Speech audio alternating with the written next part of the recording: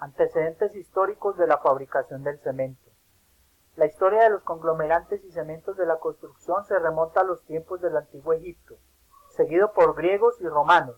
En general, todos los materiales entonces empleados eran productos naturales que, en algún caso, se sometían a tratamientos térmicos.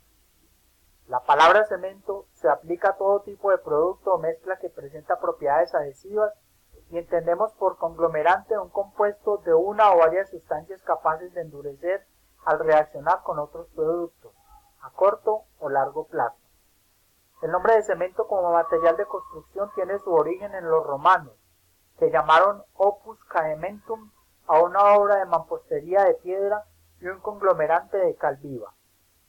Más tarde se nombró como cementum, cimentum, caement y cement a los conglomerantes hidráulicos que se obtenían al mezclar adiciones tales como ladrillos cerámicos triturados o toba volcánica con la cal viva.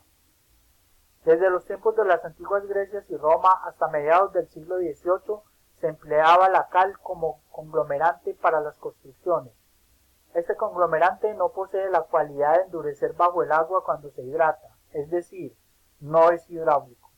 Las técnicas de aquellas épocas relacionaban la mayor pureza y blancura con los conglomerantes más resistentes. Sin embargo, cuando se les adiciona una determinada circunstancia, materiales de origen volcánico o materiales de alfarería triturados a los morteros obtenidos, se obtenía una mejor resistencia química frente al agua natural y un modo especial frente al agua de mar. Vitruvio, en su tratado de arquitectura publicado en el siglo I a.C., da una dosificación de un cemento romano, que se obtenía mezclando 2 partes de puzzolana y una parte de cal apagada. Las puzzolanas procedían de las cenizas volcánicas, que se encontraban al pie del Vesubio, o Puzzoli, de donde proviene el término puzzolana. Puzzoli es una localidad de la provincia de Nápoles. Por otro lado, los griegos habían utilizado las tobas de Santorini. En otros lugares emplearon adiciones analógicas tales como el trazo holandés, procedente de Andernach, del Rin, etc. Con el cemento romano se construyeron obras importantes, entre las que se destaca el Foro Romano y el Panteón de Roma. En aquella época se utilizaron en la construcción mezclas de cal, agua, piedra, arena, ladrillos y un material similar al hormigón. Estos materiales han sido la base para la construcción en Europa hasta 1756, fecha en la que se descubrió el primer conglomerante hidráulico. La necesidad de construir en zonas marinas ha creado la inquietud de tratar de buscar conglomerantes capaces de fraguar y endurecer bajo el agua y que, a su vez, resista la acción agresiva del agua de mar. A mediados del siglo XVIII, el gobierno inglés se preocupó de encargar la elección de los mejores conglomerantes disponibles en aquel momento para llevar a cabo la edificación del faro de Eddystone, que debía empezarse en la costa de Cornwall, cerca de la bahía del puerto de Plymouth, al suroeste de Inglaterra y en una zona rocosa y poco profunda.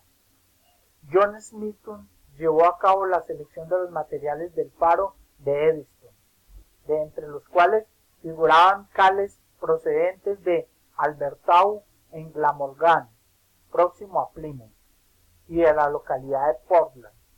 El criterio experimental de selección consistió en fabricar unas esferas de unos 5 centímetros de diámetro con los conglomerantes amasados con agua. Las introducía en agua y determinaba su endurecimiento cualitativamente. El resultado fue que las que tenían mayor dureza eran las fabricadas con calizas más impuras, mientras que las de color más claro, de más pureza, resistían menos la acción del agua. Asimismo, determinó el residuo de arcillosos que la caliza calcinada dejaba al ser atacado por ácido nítrico y atribuyó la capacidad hidráulica a la presencia de arcilla determinada cualitativamente por dicho residuo.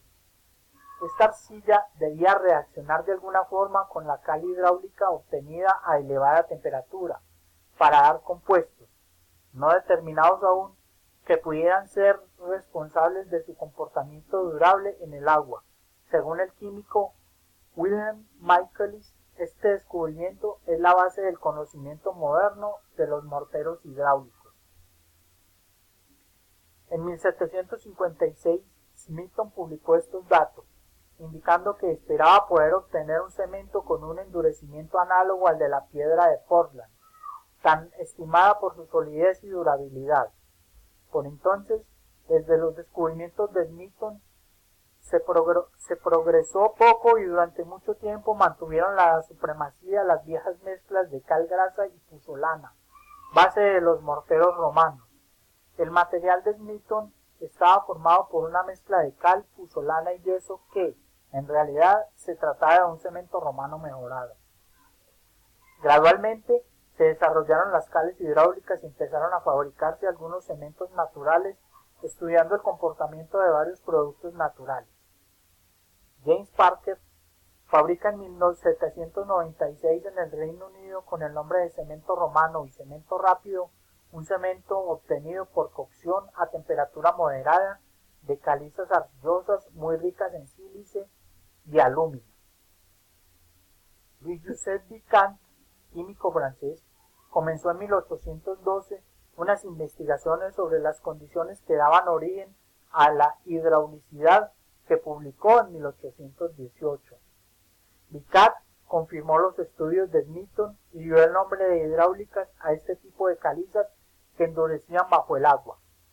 Llegó a la conclusión de que la sílice y el alúmina, que eran los elementos que procedían de la arcilla, daban estas propiedades hidráulicas y que se obtenían el mismo resultado con una mezcla de una caliza para una arcilla que con una marga natural, como sucedía con las empleadas por Smithson.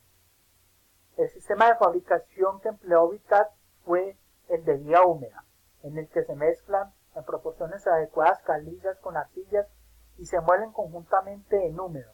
De esta forma marcó el inicio del actual proceso de fabricación. En 1819 el holandés Johan Frederik llegó a la misma conclusión sobre las mezclas artificiales de caliza natural y un 25 a 30% de arcilla, las cuales eran las óptimas para la producción de cales hidráulicas.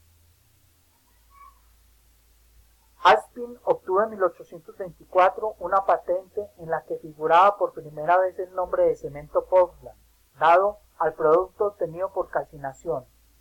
El conglomerante producido en 1824 por Joseph Aspin, al calcinar una mezcla artificial de caliza y arcilla, se correspondía con la cal romana en su composición y propiedades, ya que la mezcla no había sido calentada hasta su sinterización.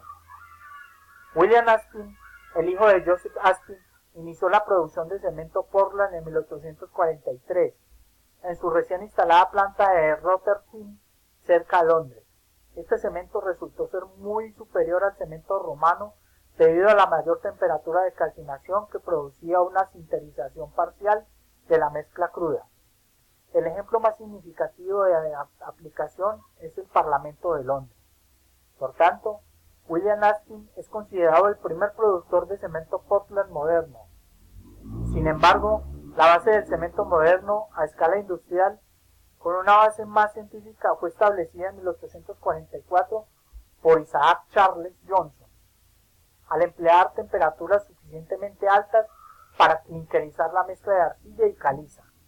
La fabricación de material calcinado a más alta temperatura daba producto escorificado, de color más oscuro, el cual tenía un endurecimiento más lento, con mayor hidraulicidad y alcanzaba resistencias mucho más elevadas.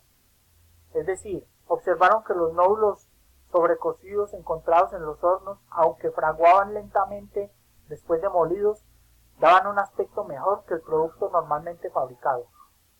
Johnson mejoró las proporciones de caliza y arcilla y elevó la temperatura de trabajo de los hornos, recomendando llegar a un principio de sinterización.